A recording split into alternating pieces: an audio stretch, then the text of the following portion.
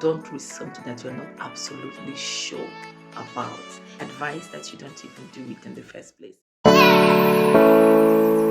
Hey sis, welcome back. This is Hey sis. If this is your first time, kindly subscribe to our channel and be part of the community of believers that love God and want to do God's will. And if you are just joining us for the first time, thank you for being part of the family. You are awesomely welcome. For the past week, we have been discussing about hope. And if you have not seen any of the videos, I will recommend that you go back and watch them. Click the description box below. There are links to the part 1 and part 2 on how to hold on to hope. This is the season of trials. I won't lie to you. If you look around you, you'll discover that there are ups and downs. Sometimes I keep wondering what is happening, what is going on in the society. Why do we have lots of shooting, killing? Why do we have lots of divorce? Why do we have lots of misunderstanding? And then it drew my attention to the fact that the Bible says that when it's the end time, these are all the signs that you are going to see. Nations will go against nations, parents, family, disagreement, and all of those atrocities will be on the increase. And obviously, this is the end time. And if you are not prepared for storm, it's going to hit you hard. And the Lord has been laying in my heart to discuss with you on how to recover from a storm. So today, by the grace of God, I'll be discussing with you steps to recovering from a storm. Storms are part of life. Storms are part of the component of life. We are going to experience storm at one point of our life. If you live long enough, definitely you're going to experience storms. It's either you are in a storm now, or you are out of a storm, or you are even on your way to a storm. Whichever way, we are going to experience storm. But how prepared are you? What are your gear? What are your equipment? What tools are you using to equip yourself when you are faced with a storm? Like I will always say, do not just go through storms, but grow through it. If you grow through the storm, it gives you the stamina to be able to overcome other storms in life as they come. And as sisters, women, there is no way we are not going to go through storms. There are 3 areas of storms that we are going to experience. 1, relationship. 2, finances. 3, parenting. These are types of storms that we are going to go through at every stage in our lives.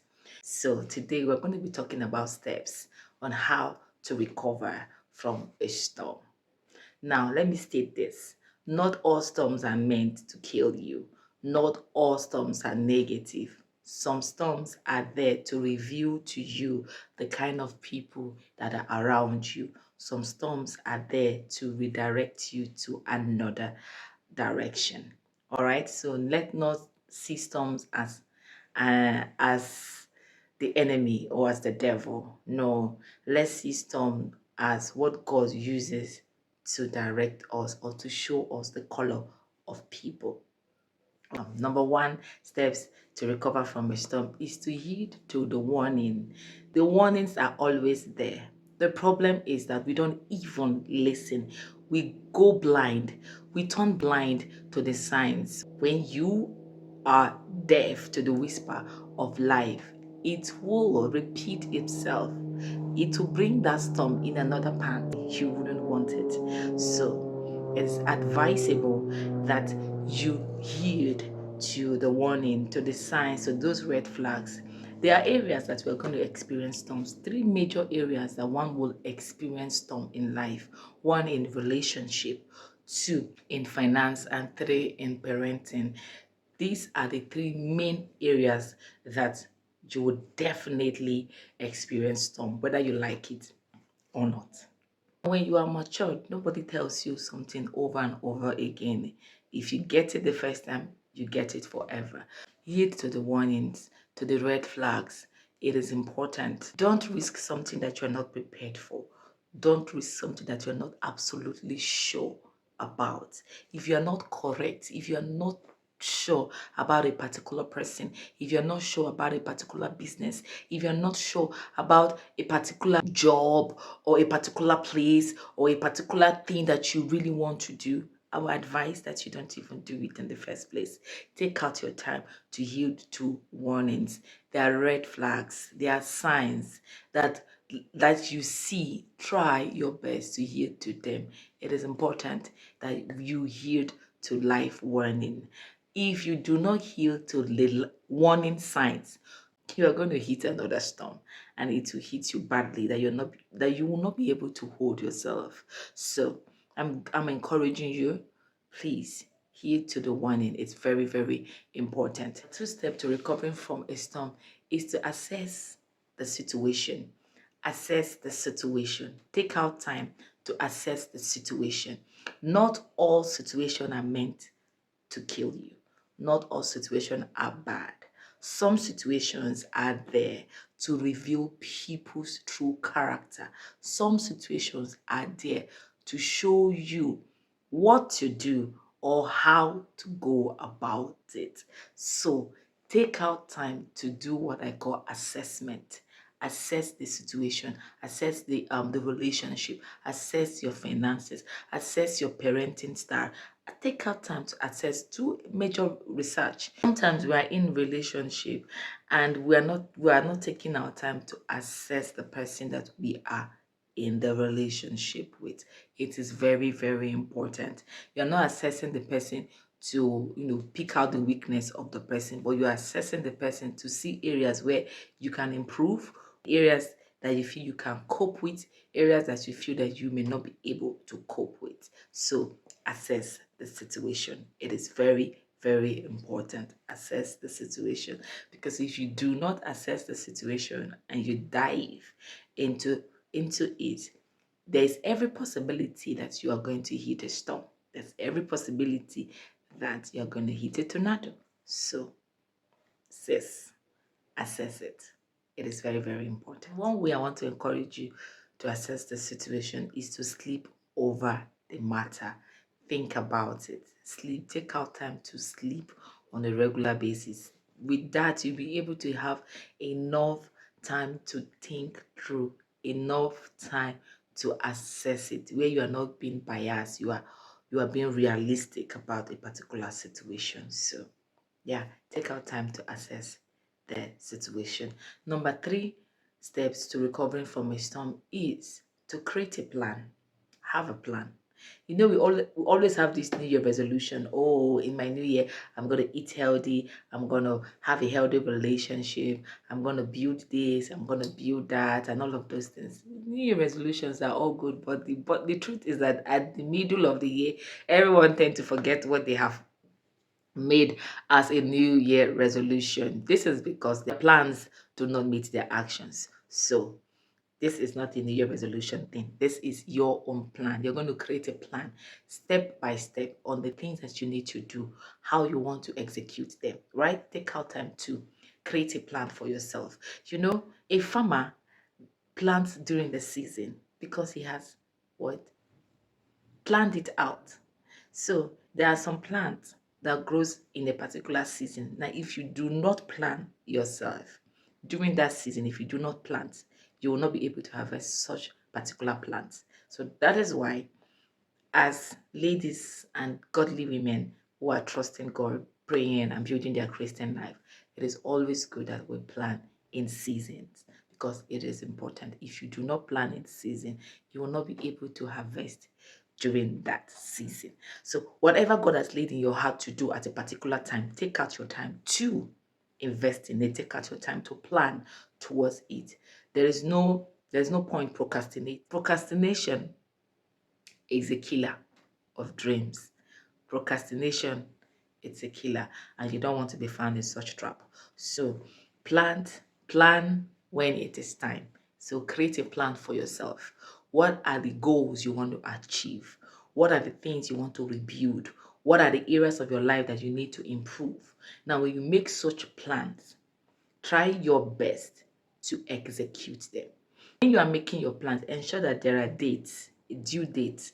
Plans without action is useless. It's just like a paperwork. and trust me, to be there forever. But when you plan with your due date and ways that you want to use to execute it, then at the end you'll see results. I wanted to write my first book, which is Activating the Grace of Love. Mind you, it's already on Amazon. I started with making plans on the date I wanted to release this book. Even before I started writing that book, I told myself I'm going to release this book on the so date. I put down that date, and that served as a check for me, because every time I go, I remind myself this is the date I am supposed to publish this book. And when I feel that I wasn't really meeting up to my time, I started working on myself and working on the book to ensure that I was able to complete the book at the right time. And the book is out. So what am I saying in essence is that whatsoever that you want to do, make a plan and execute it. And in the end, you will see the result.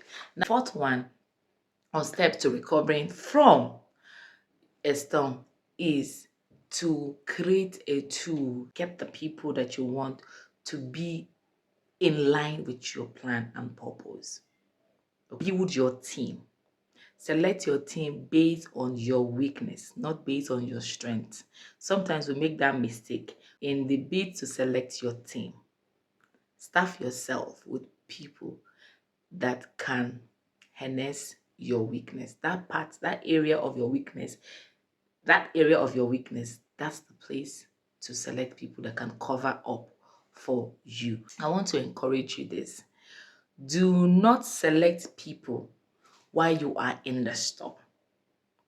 The best time to select your team is when you are not in the storm, because you will have a clearer picture of what to do. I'm going to repeat myself again. In the bid to select your team, do not select your team while you are in the storm, but select your team when you are not in the storm, because it will give you a clearer picture. Have a good mentor, have a good teacher, have a good team players. Build them up so that by the time you get into a storm, they will be the one to encourage you and lift you up from that storm. Because everyone is going to experience storm. But who is around you to build you up? Who is around you to give you a shoulder to lean on? These are very, very important things that you need to put in place. Now, the last but not the least is to meditate and pray. Meditation is very, very important. Take out your time to pray about a particular situation. Take out your time to meditate.